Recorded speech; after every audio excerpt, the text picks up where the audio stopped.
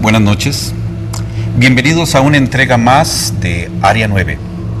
Hoy veremos arqueología inexplicable, pero haciendo énfasis a una manifestación arqueológica que pertenece a nuestro país y es única en el mundo, y ha tenido una cobertura muy amplia últimamente. Me refiero a las esferas de piedra. No se nos despeguen, esta es Área 9.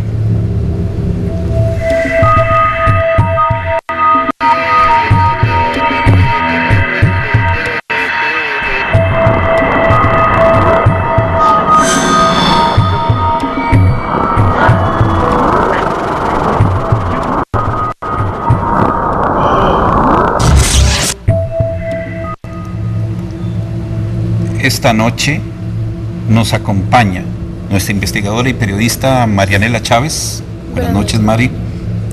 Nuestra invitada especial y colaboradora en la investigación, Cindy Ramírez. Buenas noches. Buenas noches. Y nuestro colaborador especial, don Jack. Buenas noches. Buenas noches. Esto es Área 9. Hoy, como nos comentabas, Minor, tenemos un tema muy especial. Es un tema que en especial a los costarricenses los ha involucrado mucho y forman parte de ellos.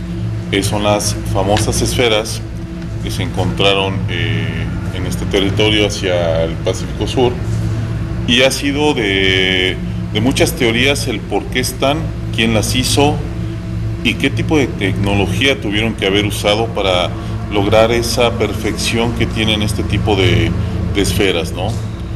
Marianela trae un poquito de historia de cómo se encontraron estas esferas y en el lugar exacto donde empezó todo este mito, ¿no? Sí. Bueno, buenas noches, Jack, y a nuestros televidentes. Estas esferas de piedra tan famosas se encuentran en la zona del Pacífico Sur, especialmente en el enmarcado Delta Diquis, en el cantón de Osa, en Punta Arenas. Y bueno, este descubrimiento tiene bastante alterados a los arqueólogos, historiadores, antropólogos, porque no saben cómo fue que se crearon las piedras. Específicamente por su gran tamaño, son muy pesadas y su forma es casi perfecta. Son esferas perfectas. En Costa Rica ya se han identificado 45 yacimientos de esferas, tanto en el Pacífico Sur como en la región central y en el Pacífico Norte. Ya en este lugar a donde les dije primero, en el Delta Diquis, ya se han documentado más de 200 esferas. Los científicos no saben para qué se hicieron ni por qué las personas la construyeron. Sin embargo, sí creen que las rocas antiguas fueron elaboradas en el año 600 después de Cristo y fueron descubiertas alrededor del año 1000 y antes de la conquista española. Es importante también recalcar que, a pesar de eso, el simbolismo que puede tener este tipo de objetos, su dimensión, su ubicación y todos sus contenidos que podrían pasar desde el aspecto social, económico, a mí me interesaría saber tu aporte con respecto a lo que hemos investigado de lo que puede ser. ¿Qué datos tiene de lo que puede significar? Bueno, básicamente sobre las esferas, pues ya obviamente como costarricenses conocemos alguna parte de su historia, dónde fue que se encontraron, cómo se encontraron, la empresa bananera que las encontró, fueron completamente campesinos que ahí estaban pues buscando y limpiando un poco el terreno. Uno de ellos en sus declaraciones pues cuenta que volando pala, ¿verdad?, le dio bastante duro a la esfera y ahí empezaron a escarbar y escarbar y escarbar hasta que la hija de los dueños de esta empresa bananera es la que decide, obviamente, empezar con una investigación arqueológica. A la pregunta propiamente que vos haces, Minor, es importante que la gente sepa que sí existe una arqueología inexplicable y que por supuesto Costa Rica también tiene su historia en esa parte. Nosotros somos uno de los países que tiene una historia más grande en este tipo de esferas, así como otro tipo Tengo entendido que no existe en otro lado este tipo de manifestación arqueológica. No, solo nosotros la tenemos. A lo que me refiero es que diferentes tipos de países tienen diferentes tipos de monumentos arqueológicos inexplicables. Hay otros países que tienen algunas esferas, como Costa Rica, pero nosotros somos los que tenemos la mayoría de esferas y en más grande cantidad. Bueno, y Minor, sí existen estas esferas en otros países de la región de América Central. en donde han habido indígenas, porque se cree que los indígenas fueron los que crearon estas esferas. Sin embargo, Costa Rica es el país en donde más esferas se han documentado. Ya, como te digo, más de 300 esferas han sido documentadas. Entonces esto ha llamado mucho la atención de científicos, de antropólogos, para venir a Costa Rica a específicamente estudiar este tema, y como lo es John Hobbes. Lo más importante de eso no es solo que se encontraron las esferas, sino en la posición en que las encontraron, el tamaño, la pesadez, y lo más importante es que en algunas situaciones de las arqueologías inexplicables forman alguna especie de mapa o de camino o de conducto que está especialmente diseñado para haberse colocado en ese lugar. Tengo entendido, Shaq, que al menos nosotros podríamos hablar de varios contextos. Uno que sería el social, el chamánico, en el sentido de estas esferas significaban un poder, significaban un contenido. Me estás indicando, digamos, el posible contenido astrológico que puedan tener estos objetos. Más que astrológico es una especie de explicación en su construcción, en su elaboración, pero sobre todo en dónde se encuentran ubicados, igual como algunos otros monumentos a nivel mundial, bueno, que no tienen una explicación.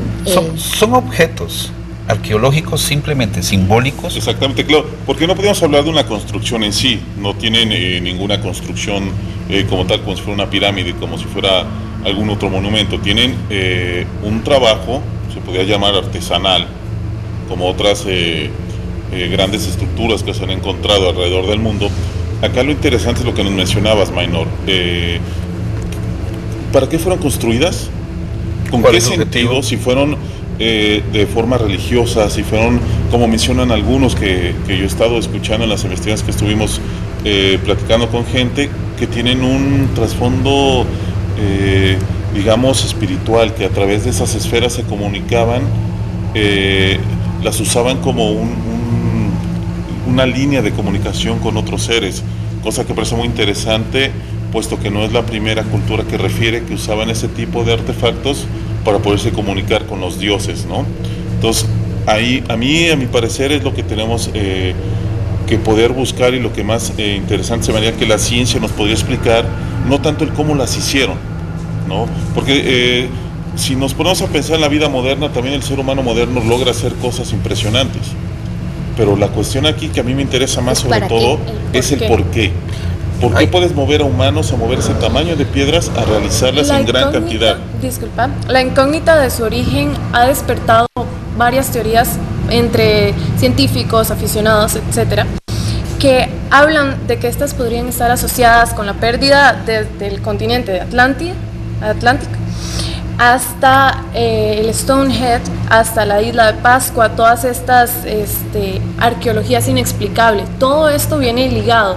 Estas esferas que se encuentran en Costa Rica han dado paso para teorías ligadas con todo este tipo de arqueologías inexplicables. Es inexplicable precisamente porque su peso y la forma de poderlo trasladar era prácticamente imposible, ¿verdad? Si ustedes ven el Stonehenge, sí, son piedras sumamente grandes, sumamente pesadas, y pues la gente se pregunta cómo las pusieron ahí. Igual las esferas de nosotros acá en Costa Rica, igual también como pasó en un momento en la Antártida, cuando se encontraron la ciudad supuestamente perdida, unas piedras gigantes, y las habían trasladado hacia otra parte del continente. Entonces la gente se decía, ¿cómo se trasladaron esas piedras que pesan 2-3 toneladas? ¿Cuántos hombres se ocuparon para trasladarlas de un lado al otro? Igual pasa con las esferas acá en Costa Rica, cómo están diseñadas de cierta forma, y lo que importa también es saber cómo llegaron hasta ahí.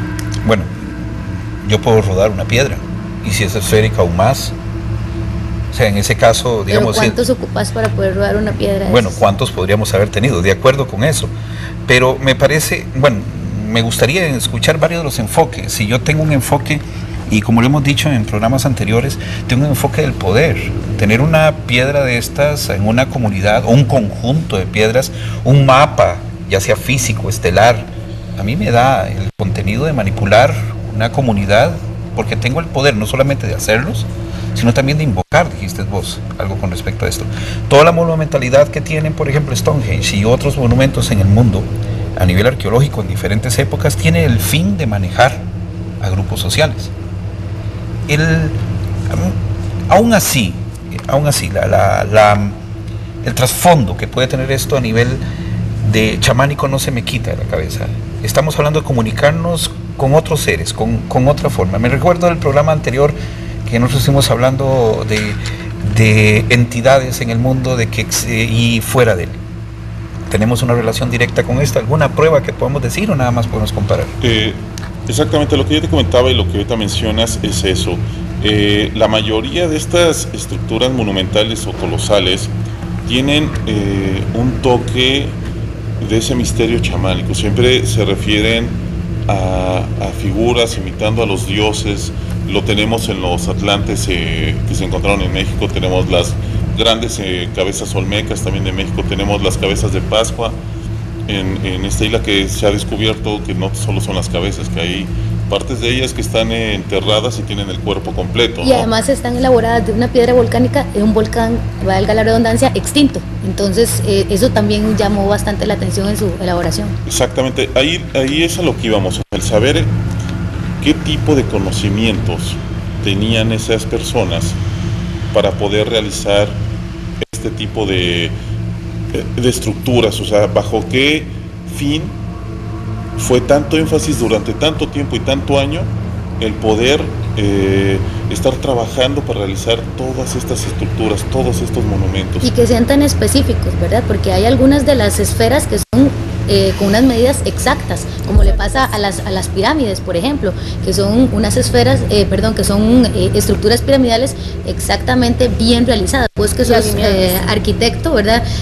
Puedes estudiar un poquito, exacto, son completamente exactas, cada una de sus medidas, cada uno de sus lados, y la forma en la que están realizadas coinciden perfectamente. Hagamos algo. En este momento me interesaría más bien introducir a unos expertos acá para que nos ayuden a aclarar algunas cosas, y voy a pasar a un pequeño corte con toda la intención, aparte de causar el interés en ustedes, para poder averiguar más y poder establecer aún más este misterio.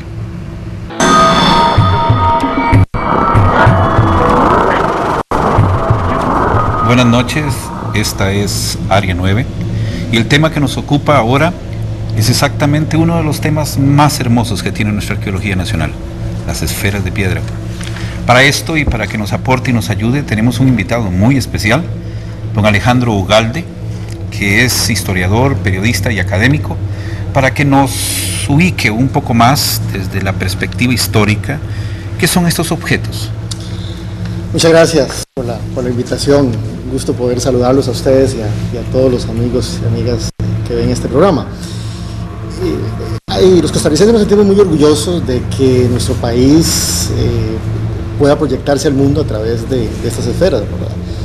Se consideran como una de las obras hechas por los grupos indígenas más importantes del planeta, con una proyección a nivel mundial. Inclusive en este momento el gobierno de la República está haciendo un esfuerzo muy interesante para que la UNESCO lo reconozca como patrimonio de la humanidad, las esferas del Valle del Liquís en Costa Rica. Como hablaban ustedes al inicio del programa, no hay respuestas certeras a cómo se fabricaron, a quiénes las fabricaron, en qué momento se fabricaron. Existen investigaciones muy serias, sobre todo por parte del Museo Nacional de Costa Rica, que es el que está trabajando, la Universidad de Costa Rica, para intentar contestar esas preguntas. Algunas de ellas se dicen que pertenecen al periodo más o menos que va entre el 1300 y el 1300 antes de Cristo y el 300 después de Cristo, la fabricación. Hay unas 500 esferas encontradas en todo el país o que pertenecen a Costa Rica, que se encuentran regadas en algunos lugares. Inclusive hay esferas que están en la Embajada de Costa Rica en los Estados Unidos, en Washington, en la capital de los Estados Unidos. Pero cuando se pone uno a estudiar un poco, ¿verdad?, sobre qué intentan decir las esferas, pues se puede especular, se puede hablar de alineaciones con lugares como Nazca o con Machu Picchu, por ejemplo. Se puede hablar de mapas astronómicos, se puede hablar de temas de poder utilizados por los caciques o los chamanes más importantes, como formas también para marcar caminos hacia lugares sagrados considerados por los grupos indígenas. Realmente hay muchas respuestas, hay muchos intentos de respuestas a estas preguntas. Lo interesante es que Duele decirlo, pero tal vez Costa Rica no es el único lugar donde existen las esferas de piedra, ¿verdad? Hay en una gran cantidad de lugares del planeta, se han encontrado en China, en Venezuela, en República Checa, en Argentina, en México. Hay un lugar que se llama Sierra Meca, México, donde hay una gran cantidad de esferas gigantescas. En Nueva Zelanda existen también importantes yacimientos de estas esferas en piedra. Y la mayoría de ellas, según los trabajos de los científicos, de los arqueólogos, de los geólogos, son de origen natural. La naturaleza busca la forma esférica, por eso los planetas tienen esa forma. Los planetas no es casualidad, sino a través del uso de la presencia, de la fuerza de la gravedad, que existe la forma esférica. Entonces la forma esférica es una forma muy natural, muy presente en el universo. Y cómo se realizaron las esferas de Costa Rica, que son tal vez las que tienen la mayor presencia mediática. Se habla de abrasión, porque hay un trabajo de abrasión con una piedra mucho más fuerte, son hechas en granito y en piedra caliza, la mayoría de ellas, y con roca mucho más dura se va haciendo procesos de abrasión que permite irlas desgastando durante muchos años. Ok, referente a ese tema, es lo que podemos llamar, si debería de haber un tipo de evidencia como lo tiene otras obras de este tipo, las cabezas de Nazca, las cabezas olmecas, que sí realmente se ve que tienen un trabajo manual, claro, ¿no? Se nota algún tipo de cincel, algún tipo de abrasión de material que usaron. Lo que refieren en algunas otras que son de origen natural, deberían de tener exactamente eso, ¿no? Algún tipo de pulido por el agua, por el viento. Sí, inclusive recordemos que a muchas de estas rocas o esferas que se han encontrado en el planeta se les llama canto rodado, que es la forma natural, ¿verdad?, de la roca en los ríos cuando viene rodando y pierde todas las esquinas y las puntas y van tomando esa redondez. Para más o menos orientar a la gente, sería como las piedras de río. La piedra de río, sí. Redondas, muy la piedra pulidas. de río que podemos sacar del río y no hay miedo de cortarse, no hay peligro de punzarse con ella. Ese es el canto rodado, la piedra natural del río. Erosionada por el río. Correcto, mismo. por la abrasión natural del movimiento. La explicación básicamente es que en el caso de las de Costa Rica se sabe que hay un trabajo manual porque han sido exfoliadas. Hay un trabajo de exfoliación artificial de desgaste de la piedra. En cambio, por ejemplo, en el caso de las de Sierra Meca en México, en el caso de las de Nueva Zelanda, por la formación misma, ahí no hubo trabajo de exfoliación, sino que más bien por asuntos de los volcanes. Hay una participación de los volcanes. Al momento del volcán hacer la emanación de los piroplastos, salen este material incandescente rodando y toman esas ¿Esto qué puede significar? Que estas personas que habitaban este valle con anterioridad habían conocido o traían esa influencia de esas piedras que a lo mejor adoraban en otro lugar y quisieron replicarlas, o había un yacimiento de este tipo de piedras y la abrasión pudo haber sido por a lo mejor el traslado que les hicieron por la misma presión del movimiento, o a qué se podría deber. Hay varias, me encantaría tener las respuestas, me encantaría tener exactamente esas respuestas y yo creo que estaríamos en otro nivel, pero al no existir la respuesta certera, lo que sí se tiene claro es que Costa Rica es un puente biológico, geológico y cultural entre la Mesoamérica, la influencia azteca, influencia maya, y la parte sur, la influencia inca. En el continente americano se conocía la rueda. Existe el calendario maya, el calendario azteca, ahora que son círculos. Lo que no lograron hacer nuestros pueblos indígenas fue poner a rodar la rueda, ¿verdad? Entonces, ¿cómo se explica que se trasladaron? Lo que sí se conoce es que al haber influencia de estos grupos humanos mucho más desarrollados en el norte y en el sur, entonces sí se lograba hacer un trabajo arquitectónico o escultórico sobre la piedra, pero se pone a rodar porque se han movido, ahí las canteras están en un lugar y se trasladaron. Me gustaría intervenir ahí en un punto, viendo que, digamos, podemos entender esos términos. Las figuras geométricas son representadas en la mayoría de las culturas en forma pura. Las pirámides, los rectángulos. El origen de la arquitectura son figuras geométricas puras. Correcto, que simboliza para la mayoría de las culturas la perfección.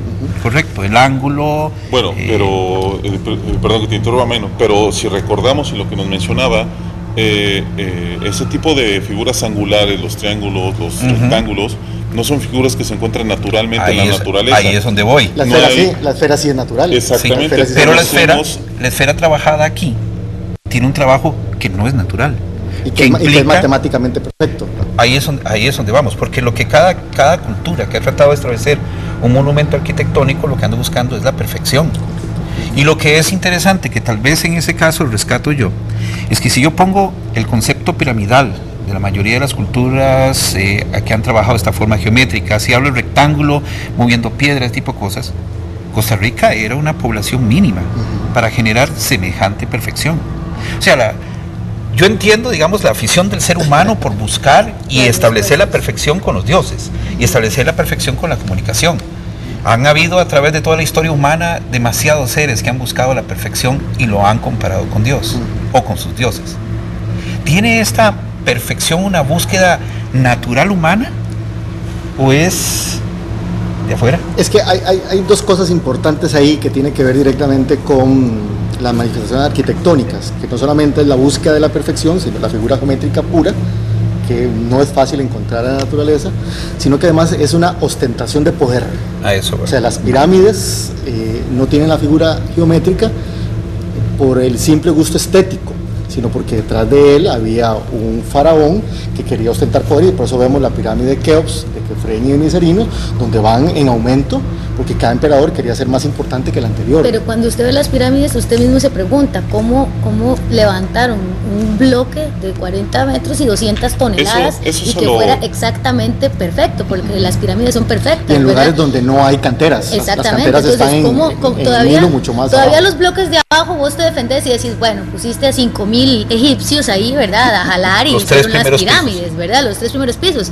Pero los últimos, y que coincidan asimétricamente perfecto. Y además, perdón, que estén ubicadas de cierta manera igual que las que están en México, igual que las que están en diferentes lados, que hay de muchos hecho solo hay monumentos. una cadena de donde se encuentran estructuras piramidales en el mundo. Ajá. O sea, solo se encuentran en una altitud donde está... digamos, poniéndonos un poquito también sensacionalistas, porque también aquí pues obviamente no se le vamos a quitar mérito a nuestros aborígenes ahí que tallaron. Yo creo que eso es importante rescatarlo, que científicamente no se ha podido determinar esos aspectos, ¿verdad? Exacto, porque digamos, pero tampoco se puede hacer desmérito del trabajo, del conocimiento. Pero hay que ver todas las posibilidades. El trabajo en jade de los pueblos indígenas costarricenses es maravilloso, son de acabados. Pero jade es algo más manipulable.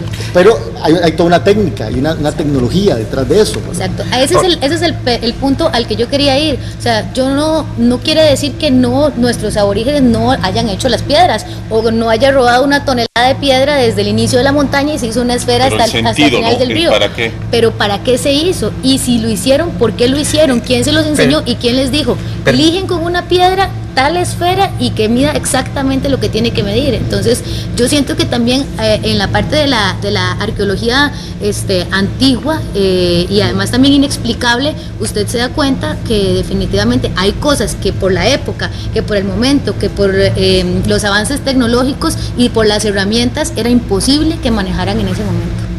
Pero para hacernos un poco permisibles con respecto, de acuerdo, yo entiendo el asunto sin caer en digamos, decir que el ser humano no tiene las capacidades de ímpetu o que puede hacer manipulación de un pueblo para lograr un objeto, construir una pirámide en ese sentido. Pero yo entiendo, por ejemplo, en ciudades en Perú, en México, en las pirámides de Japón, que las sumergidas y de todo, yo entiendo eso, pero esferas, solo esferas, no otro objeto arquitectónico. No hablemos tanto de Guayabo, por ejemplo, que es uno de los pocos asentamientos descubiertos hasta el momento, con caminos y con todo, pero las esferas eran aisladas, se han encontrado en posiciones aisladas, y no voy a decir ya solo aquí, que usted me acaba de asesinar mi ignorancia, pero es exactamente ¿por qué esferas? La esfera, nuevamente entramos en el campo de la especulación, ¿verdad? Lo que es certeza científica es que están ahí. Hay más de 500 esferas que van desde los 15 centímetros hasta los 3 metros de alto. Las investigaciones aclaran que han sido trabajos manuales, ha sido esfoliada la piedra, y que el sentido, la explicación que se da es marcar poder, exactamente lo mismo en Guayabo. Si hablamos de los túmulos donde están montadas las chozas, el más alto era la persona más importante que vivía en Guayabo. Recordemos que Guayabo fue una capital. Y el otro elemento era marcar caminos. Llega Vicente Casaña, que es un astrónomo español que participa en el proyecto Esferas, que está en este momento desarrollándose con patrocinio del Cantón de Osa, y él propone toda esta teoría, ¿verdad? Don Alejandro. Astronómica, mágica, todo este tema. Don Alejandro, yo sé que ya eso sale del área de la historia. Que esto es, y es lo que nos queríamos hacer, esto es un tema extenso. Yo creo que a pesar de los esfuerzos de mucha gente se ha hablado muy poco de esto, desde la perspectiva de que para qué son, y se ha permitido a nuestro público que pueda entender. Permíteme, porque yo creo que el problema está exactamente en lo que más acoge en este medio, es el tiempo. Entonces, te agradezco, discúlpame Alejandro, te agradezco muchísimo. Es importante decir que el Museo Nacional ha hecho investigaciones muy serias y muy importantes. Sí, de acuerdo. Bueno, eso nos da otra puerta más para, como ya es nuestra costumbre, para establecer otros temas. Don Alejandro, le agradezco muchísimo su colaboración, muy valiosa, y amigos, denos un chance más, no saben lo que viene, quédese en Área 9.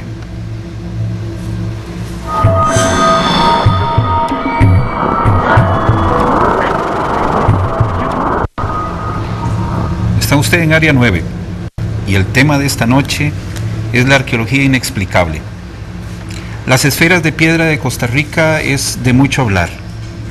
Nadie sabe cómo se hicieron, nadie sabe cuál es su objetivo, nadie sabe cómo poder decir la técnica. Vos me decías, me hiciste una interesante pregunta, ahora tras cámaras me gustaría que la volvieras a repetir.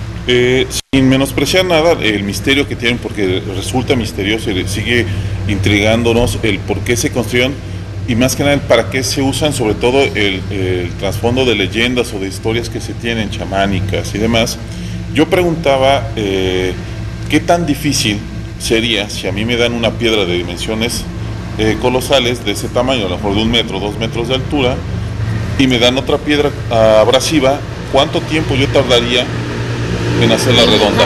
En lijarla y hacerla redonda. ¿Realmente sería imposible? O sea, ¿cuántas vidas llevaría de un humano hacer esas? Y no solo eso, sino que además la piedra es tan grande, vos la tenés que ir erosionando y tenés que lijarla y que quede perfectamente, ¿verdad? En sus medidas, en su comportamiento. ¿Cómo no, sabes si está lijando mucho de un lado y no del otro? El renacimiento con el mármol, que es todavía una superficie mucho más dura. También hay que tener en cuenta la tecnología, porque obviamente estamos hablando de la época en la que se hicieron estas piedras, no había la suficiente tecnología como ahorita. De hecho, no había tecnología. No había nada de acuerdo a la fecha, a la tecnología, el concepto de tecnología nuestro, porque puede ser que para nuestros aborígenes era muy tecnológico, ¿verdad? La piedra con la que ellos fueron erosionando, pero de acuerdo a lo que nos dijo también el historiador, no sé, ¿verdad? Yo a veces veo un poco también complicado la hora de comprobar que un grupo de indígenas también pues tallaron, ¿verdad? O también que una piedra pues muy grande rodó desde el río hasta convertirse en una piedra que pesa toneladas, ¿verdad? Bueno, tenemos ejemplos de eso, o sea, en México tenemos un lugar que se llama Piedras Encimadas, y es un lugar que tú lo ves y parece mágico, es piedras sobre piedras en un equilibrio perfecto, y no tiene ningún misterio más que la naturaleza lo creó así. Igual el Gran Cañón, igual algunas ¿Son redondas? monumentos, no, son lajas, pero son lajas de piedra encimadas una sobre otra. Tenemos, por ejemplo, y están sobre el agua. Exactamente. Si tenemos lo que nos decías, que no había tecnología suficiente o la cultura suficiente, sí la había. De hecho, Costa Rica es el puente, o está ubicada entre dos de las más grandes culturas o lugares con más grande cultura que había en ese momento en Mesoamérica. Estamos hablando de la cultura inca y estamos hablando de entre los mayas, los aztecas, olmecas, que eran los dos puntos de tecnología, y construyeron ciudades y monumentos que en pocos lugares se hacían. Pero tecnológicamente hablando, o mejor dicho, técnicamente hablando, estamos hablando de algo que es comparativamente a las pirámides, en el sentido del tamaño del pueblo y de simbolismo. Y su también. logro. Bueno, el simbolismo en ese caso, digamos, como lo dijo el historiador, todavía él no puede asegurarlo. Pero de hecho nosotros establecemos que un conjunto de piedras que están colocadas en forma redonda, en una forma específica, que emulan mapas geográficos, se dice que estelares, Mapa marítimo también. o mapas marítimos en ese sentido, tienen un contenido cultural más allá. Yo creo que la discusión estaría en si, uno, son estos objetos arqueológicos definitivamente hechos a paciencia, son objetos que tienen, digámoslo así, nuestros aborígenes o nuestros indígenas tenían la capacidad y la paciencia para hacerlos, o en ese sentido son objetos traídos de otros lados, yo quiero, sin ser especulativo. Yo quiero ser incisivo porque si decimos que los habitantes en ese entonces de este país no tenían la capacidad para hacer eso, creo que a mí es lo menos relevante, aunque para muchos puede tener importancia, para mí es lo menos relevante si se podía o no se podía, Sí, en todo caso porque ya, se ha demostrado ya que se ha hecho. O sea, las pirámides de Giza se hicieron bajo manos humanas y no tenían una tecnología más avanzada, no tenían grúas, no tenían no conocían aleaciones metálicas tan avanzadas como las tenemos ahorita. En Mesoamérica los aztecas, los mayas construyeron ciudades gigantes, impresionantes, como Teotihuacán, a pura mano y piedra. No, cuando se construyeron las pirámides es en les dio México, a ellos el conocimiento también, no teníamos ¿verdad? Para poder hacerlo. no estábamos en la edad de hierro. Y así Sí, se de hecho que construyeron también pirámides. tenemos datos de las esferas que existen muy parecidas, iguales a las de Costa Rica, en diferentes partes del mundo. Tenemos las de Cuba, son unas esferas En la isla de Cuba. perfectas, en la isla de Cuba, son unas esferas perfectas, pero más pequeñas. Se les llamaba las balas de escopetas de Europa, así se las llamaron. Y luego también en Nueva Zelanda tenemos estas esferas, pero en el mar. En el mar, vos las puedes encontrar en la arena y debajo del mar. Todas estas esferas se llaman Muiraki Rolling Stones y bueno, se encontraron en la antigüedad y son de 2 metros de diámetro. Son bastante grandes y son muy parecidas a las de Costa Rica. También tenemos en la isla de Pascua, como lo que se llama Ajú, Tepito, Cura, y son un montón de esferas que están alineadas unas encima de las otras, chiquititas. También en Bosnia y en Cartago de Roma. Son las mismas, es la misma, el mismo concepto, la misma forma. Hay unas más pequeñas, otras más grandes, otras que están debajo del mar, en posiciones estratégicas. Y lo que llama la atención también es que relacionados entre sí es que sea el mismo concepto, esfera de piedra gigante, y en ese momento pues nuestros aborígenes no tenían cómo comunicarse con la gente de Nueva Zelanda y de ningún otro lado, ¿verdad? También. Pero al ser Costa Rica el puente, debería haber entonces esferas en otros lados del mismo. Y deberíamos haber compartido mucha tecnología de ellos, o sea, igual también. ¿por qué? La pregunta que empieza a surgir es, si estamos en el centro de dos enormes culturas, ¿por qué allá no hay tantas como acá?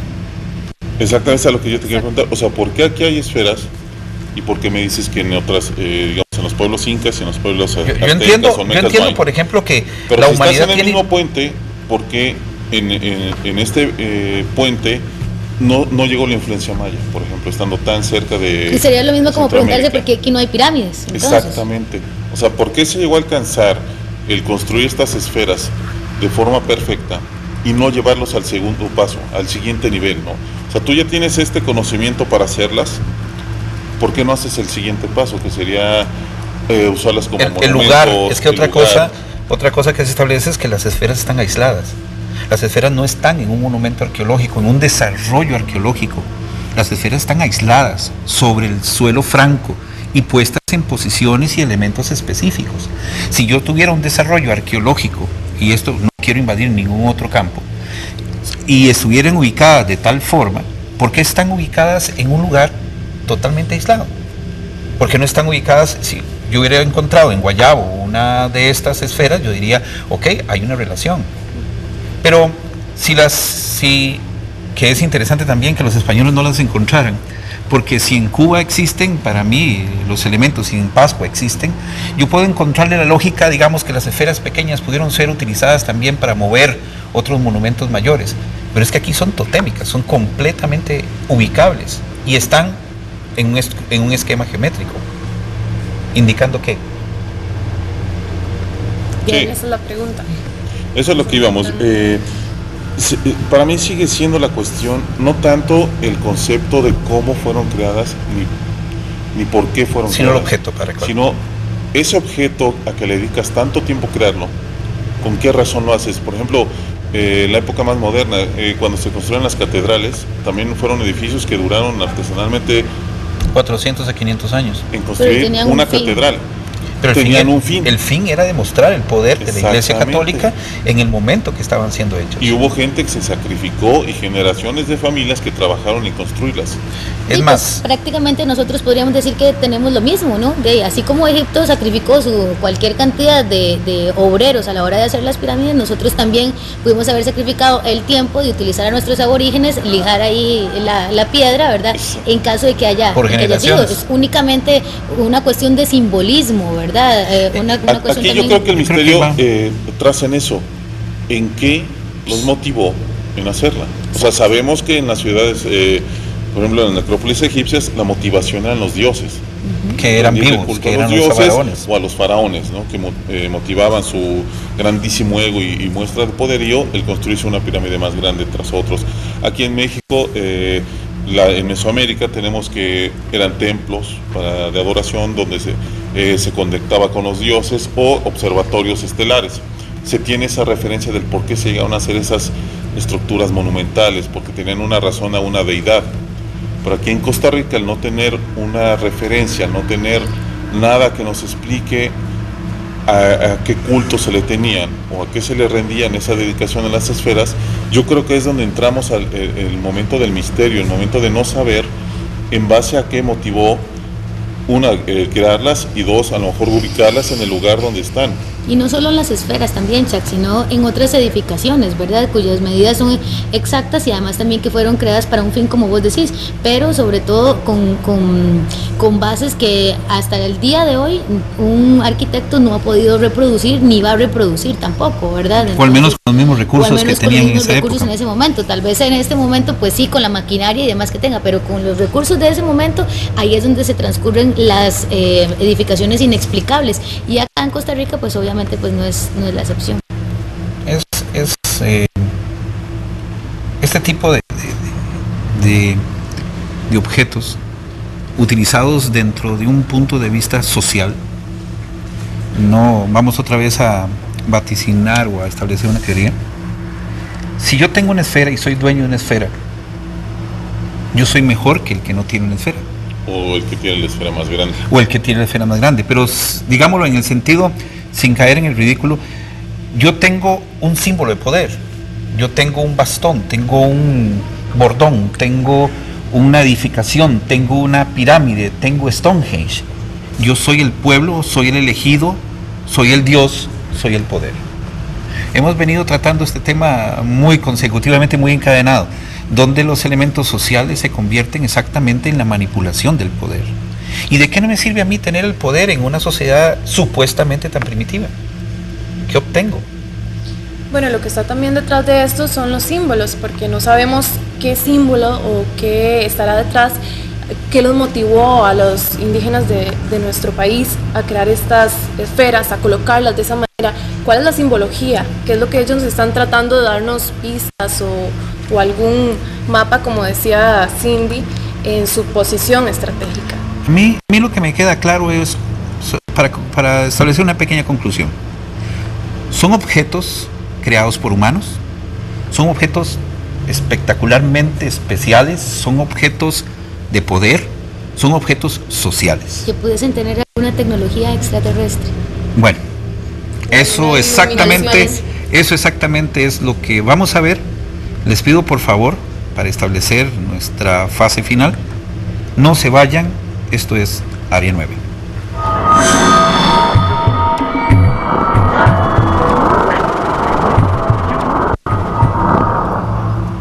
Esta es Área 9 y el tema de esta noche, arqueología inexplicable. En este tema que es tan amplio, que hemos tratado las esferas de Costa Rica, en el panel hemos estado discutiendo con respecto a posibles orígenes o posibles explicaciones. Es una arqueología inexplicable ¿Es una manifestación de poder? ¿Es un uso? ¿O como aquí me acaban de soplar en el oído, tendrán que ver otros orígenes? ¿Qué opinas tú? A lo que nos comentaba Cindy sobre influencia extraterrestre, yo creo que es muy interesante lo que se ha venido mencionando, sobre todo de lo que tenemos aquí en las culturas mesoamericanas, todo lo referente a la influencia de los dioses, cómo llegaron, cómo mencionan el lugar. De hecho hay menciones de estrellas, de galaxias, en donde ellos mencionan que venían sus dioses, que son lugares que existen y que no había forma de contemplarlos a simple vista en el momento que ellos hicieron sus anotaciones, dejaron sus vivencias guardadas. Ellos hablan de lugares que hasta hace poco, gracias a la tecnología de los telescopios, se puede checar que realmente tienen su ubicación las galaxias y los planetas. Entonces, ¿cómo es posible que ese tipo de civilizaciones tan primitivas, como considera sobre todo el mundo occidental, sobre todo los que venían muy avanzados para la época, digámoslo de una forma, en carabelas, yo creo que en cierta parte, más allá de si hay una influencia o no de seres de otro planeta, para empezar estamos hablando que siempre se ha menospreciado la capacidad del ser humano para realizar ciertos actos. Yo empezaría por ahí. Si hay una influencia o no hay una influencia de otro ser divino, otro ser venido de otro lugar, si es posible o no, creo que eso es parte de otro tema, parte de algo que también es muy difícil de probar. Pero el por qué normalmente entre seres humanos siempre desmeritamos las acciones de otros tantos. No sé qué opinan, el por qué cuando se hacen las pirámides, mucha gente dice, no, vinieron extraterrestres y ellos movieron las piedras. No, ellos les dieron tecnología para poder hacerlo tan perfecto. Bueno, yo pienso, ¿verdad? Y a través de lo que hemos podido investigar, también se debe a una cuestión arqueológica que se han ido encontrando en las pirámides. Por ejemplo, la Gran Pirámide de Giza, hace unos pocos años, un arqueólogo del Cairo y también un arqueólogo que se llama Sheman, si no me equivoco, se llama Shahen, ellos empezaron a estudiar las pirámides y demás y lograron determinar ante una conferencia de prensa algo que dejó a todo el mundo atónito. Dijeron, nosotros consideramos que efectivamente, por ejemplo, por lo menos la pirámide de Giza sí tuvo una ayuda extra para que los egipcios cambiaran la forma de realizar sus estructuras, sus edificaciones, sus palacios y además también las otras pirámides. Por lo menos la de Giza, en la parte de adentro, podemos decir que tenemos evidencias. Bueno, como se comunicaban ellos en la forma de escribir, en sus jeroglíficos, en las paredes de la pirámide de Giza se encuentran manuscritos y además también se encuentran dibujos y pinturas donde ellos mismos aducen a un ser superior que les enseña cómo realizar cierto tipo de cosas. Me voy a tomar el atrevimiento un momento por aquí, Chuck, para leerles un poquito de una investigación que se dio en una de las pirámides, en una de las paredes de la pirámide de Giza, donde se saca la leyenda de Tepsepi, que dice que significa que es la primera vez. Se describe también cuando los dioses del cielo, y así ellos van pintando cada uno de sus jeroglíficos y demás, los dioses del cielo vinieron a contactar a la tierra y la tierra empezó a levantarse del fango. Entonces es muy interesante ver cómo esa interpretación de que la tierra empieza a levantarse del fango, ellos mismos dibujan a un dios grande que dice que después se fue en una estela de fuego, en un barco de fuego, en una estela de fuego, también así lo describen, que obviamente pues en ese momento uno aduce que una estela de fuego que viene del cielo pues es una nave, ¿verdad? O cualquier otra cosa, porque mentiras que ellos van a decir, bueno, vimos una nave o un platillo volador, pues porque no tenían ese conocimiento ni tampoco tenían esas palabras. Entonces ese tipo de Tepsepi, como ellos lo llaman, ve a un montón de gente, a un dios que está ahí iluminado, ¿verdad? Y empieza a señalar y empieza a hacer edificaciones y a enseñar cómo se hace. Entonces, los historiadores, ¿qué es lo que han hecho? Trabajar en conjunto con la arqueología. Van a esta pirámide y empiezan a ver ese tipo de pinturas y se dan cuenta que los egipcios en la antigüedad, pues quisieron plasmar en toda una pared quién les enseñó y cómo les enseñó a modificar una pirámide o hacer en realidad una de las pirámides más grandes, que es la de Giza, y la que tiene más actividad extrasensorial y además la que tiene más proyección a ser una tecnología que sí, efectivamente no la diseñaron los egipcios, pero que sí tuvieron alguna colaboración. Ya las anteriores, ya las posteriores a esa grande pirámide de Giza, pues sí ya pudo haber sido completamente mano humana, ¿verdad? Bueno, algo muy interesante también, compañeros, es la presencia de textos de jeroglíficos, como decía Cindy. Existen todos estos jeroglíficos, textos hindúes, como es el Ramayana, que describen naves espaciales, describen helicópteros, describen explosiones atómicas en la antigüedad. También tenemos en la India, se encontraron esqueletos con 5 veces mayor radioactividad que ahorita, que en la actualidad. ¿Y cómo se explica eso? ¿Por qué? Si en esa época no había tecnología, no había aparatos así tecnológicos como la televisión, etc. Y también se ha encontrado uranio mineral en minas de África. Entonces, bueno, está toda esta presencia de textos, de jeroglíficos, de los mismos egipcios que dibujaban naves espaciales, dibujaban seres que no eran parecidos al ser humano en esa época. Entonces ahí entra la hipótesis del por qué esto será una iluminación, que era lo que ellos estaban viendo para empezar a dibujar todas estas cosas que en esa época no existían. Hay una teoría muy interesante sobre la civilización de los sumarios, que fueron las primeras civilizaciones del mundo, ¿verdad? Donde ellos en su arquitectura también y en su forma de expresarse y de grabar cada uno de los momentos importantes en su tecnología, lo hacen también a través del dibujo y la pintura. Y hay una pintura muy interesante que no solo describe el ADN del ser humano, ¿verdad? Como tal, empiezan a dibujar con ese conocimiento, sino que además hay casi que podría decirse todo un libro en piedra sobre cómo hacer una pirámide, sobre cómo hacer cierto tipo de estructuras, cómo levantarlas y demás, que ellos pues obviamente es prácticamente como que alguien se las dijo y fueron pintando cada una de esas para que quedara el manual de las cosas realizadas. Entonces, desde las edades antiguas y de las épocas antiguas, el ser humano, no queremos decir que no tiene la capacidad de hacerlo, claro que la tiene, puesto que la hizo. No quiere decir que ellos mentalmente vinieron y le dijeron, bueno, voy a poner esta piedra aquí y esta bola aquí y esta bola allá. Tuvieron que venir a enseñar cierto tipo de tecnología para que se pudieran realizar cosas que en este momento son las que nos tienen acá en el área 9, hablando de arquitectura inexplicable. Arqueología, perdón. Y arquitectura también, porque bueno, hay algunas bases de arquitectura que son inexplicables. Las palabras de ustedes dos retumban en lo que me están diciendo.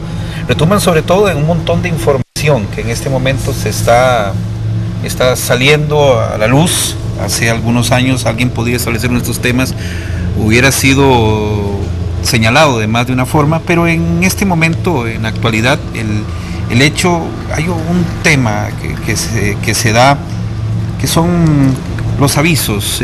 ¿Para qué hacer que la humanidad avanzara? ¿Para qué hacer que estos monumentos simbólicos?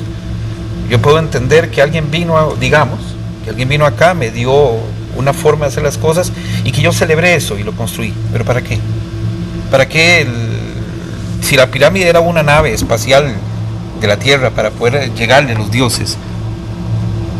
Y en México, las profecías, es lo que me está dando vuelta hace rato en la cabeza. Todo este ambiente, todo esto de los extraterrestres, de la información y de todo, en la actualidad nuestra sociedad y nuestro público está preocupado. Algo está a punto de pasar.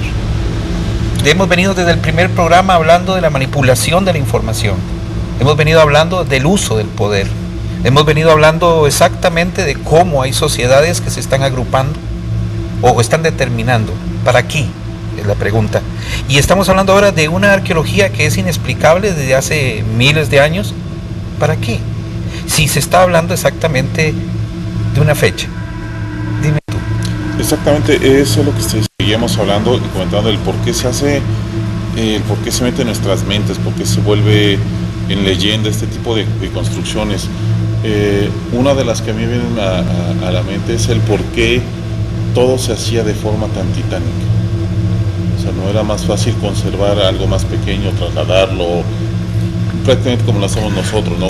Al contrario de nosotros, ellos parecía que querían hacerlo todo más grande, que lo vieran desde todos lados. Nosotros pensamos en los celulares más pequeño, más transportable, más compacto, ¿no?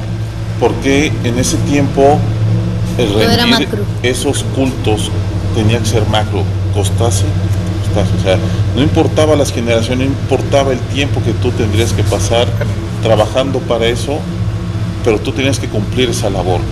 ¿Qué influyó? ¿Qué motivó o qué vieron o qué les hizo transformar su vida de ser simples caminantes de esta tierra a dedicarse vidas enteras a construir este tipo de estructuras? Tuvo que haber pasado algo que los haya impactado en ese momento, esas personas, esos humanos que caminaban en la tierra simplemente vagando, buscando comida, buscando refugio, que los obligó a decir o a construir. Sí, un acontecimiento en el alrededor, como para que en ese momento las pirámides de México, los aborígenes mexicanos o los indios mexicanos dijeran, bueno, no, este es el momento el que hay que hacer una pirámide, pongámosle, no importa, así duremos 120 años jalando todos los ladrillos y las piedras y tallando y demás, hay que hacerlo, porque como lo decía Chuck, te pasas la vida prácticamente, los hijos y los hijos de los hijos y los nietos les ayudaron a tallar la piedra o la esfera tan grande que nosotros tenemos. Igual bueno, yo pienso también que, digamos, si a nosotros se nos fue otorgada una iluminación, una ayuda extraterrestre, una ayuda divina, como estamos planteándolo, fue muy probablemente para que la sociedad, para que la humanidad creara ese paso a lo que fueron los descubrimientos matemáticos, a lo que fue las construcciones, a la arquitectura. Hay más de una prueba. Fue un gran paso para toda la humanidad, para la sociedad, para los descubrimientos que nos trae a este momento. Hay, entre lo que se ha tocado y la mayoría de cosas que hemos hecho esta noche, hay varias cosas que me quedan y supongo que a nosotros, a los televidentes también nos está dando. Mencioné algo que me parece que es el tema que vamos a seguir la próxima semana. Se habla de por qué estos datos, de por qué estos hechos, pero también veamos así qué es lo que les prometo que tendremos. Hay una serie de mensajes entre estas estructuras, entre estos elementos, no solo son petroglifos o información. Vamos a tratar la próxima semana exactamente algo que nos preocupa a todos. El final, las profecías, lo que las antiguas culturas decían, el ciclo se está acabando. Buenas noches, esta es Área 9 y por favor véanos la próxima semana. Gracias.